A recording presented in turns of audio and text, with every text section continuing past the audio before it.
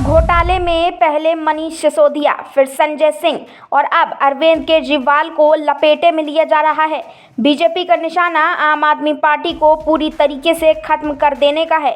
BJP पूरे तन मन धन से लगी है कि आम आदमी पार्टी की सरकार सत्ता में न आने पाए।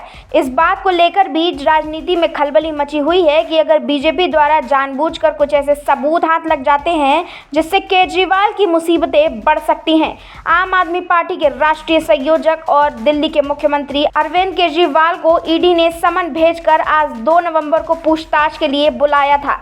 नई शराब नीति में कथित भ्रष्टाचार और अनियमितताओं के मामले में सीएम से पूछताछ की जानी थी। हालांकि बुधवार देर शाम तक आम आदमी पार्टी या दिल्ली सरकार की ओर से यह स्पष्ट नहीं किया गया था कि सीएम आज सुबह 11 बजे ईडी के दफ्तर में जाएंगे और पूछताछ में शामिल होंगे भी या नहीं। इस मामले में देर रात तक सस्पेंस बना हुआ था और कोई भी यह बताने के लिए तैयार नहीं था कि इस मामले में क्या रणनीति अपनाई जाएगी। ईडी के समन को लेकर राजनीति भी गर्मा चुकी है। आप नेता इसे लेकर बीजेपी पर निशाना साध रहे हैं। बीजेपी ने आम आदमी पार्टी पर निशाना साधते हुए पोस्टर जारी किया है। इस पोस्टर में अरविंद केजरीवाल, मनीष सिसोदिया और संजय सिंह की तस्वीर है। साथ में शराब घोटाले के गुनहगार लिखा है।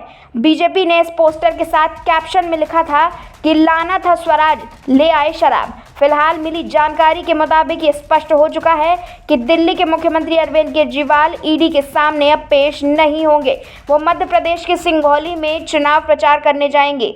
संजय जी को कोर्ट में पेश किया गया है। ईडी ने 10 दिन की रिमांड हालांकि लिखित तौर पर मांगी थी, कहा कि 7 दिन भी मिल जाएगा तो काफ़ी है। सारे केस झूठे लगा रहे हैं ये लोग। तो कुछ इतने केस लगा लिए, इतनी जांच कर ली, कुछ निकलता तो है नहीं।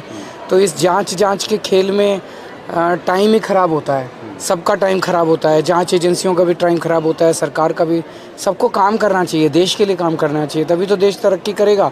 सबको झूठे केसों में फंसा के उससे तो देश तरक्की नहीं करेगा। सर, एक मनीष सिसोदिया के मामले में कड़ी टिप्पणी ईडी को लेकर और केंद्र सरकार को लेकर उससे साफ सुप्रीम कोर्ट से पूछे हैं सर। उसी से लगता है, मतलब जिस तरह के सवाल सुप्रीम कोर्ट आज पूछ रहा था, क्योंकि मामला सब जुडिस है, मेरे को कोई टिप्पणी उस पर नहीं करनी चाहिए, लेकिन जिस तरह के सवाल कर रहा था उससे तो मतलब एक तरह से एक फीलिंग आ रही थी कि गलत ही केस बना रखा है इन लोगों ने हमारे ऊपर।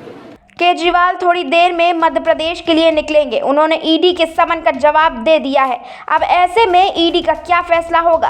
क्या अब अरविंद केजरीवाल की मुसीबतें बढ़ सकती हैं? ये सारे सवालों के जवाब फिलहाल अभी थमे हुए हैं। अब देखना ये होगा कि अगर अरविंद केजरीवाल की मुसीबतें बढ़ती हैं तो लाजमी है कि इससे इंडिया गठबंधन पर भी काफ़ी ज़्यादा असर देखने को मिलेगा। जो इंडिया गठबंधन एकजुट होकर बीजेपी के खिलाफ रणनीति बना रहे थे, क्या अब केजरीवाल की मुसीबतें बढ़ने के बाद में इंडिया गठबंधन भी बिखर जाएगा? क्या 2024 के लोकसभा चुनाव इंडिया गठबंधन के लिए जीतना मुश्किल होगा या बीजेपी के लिए आसान? क्योंकि बीजेपी भी रास्तों के कांटों को साफ करती जा रही है, जिससे इन दिनों राजनीति और ज्यादा गर्मा चुकी है।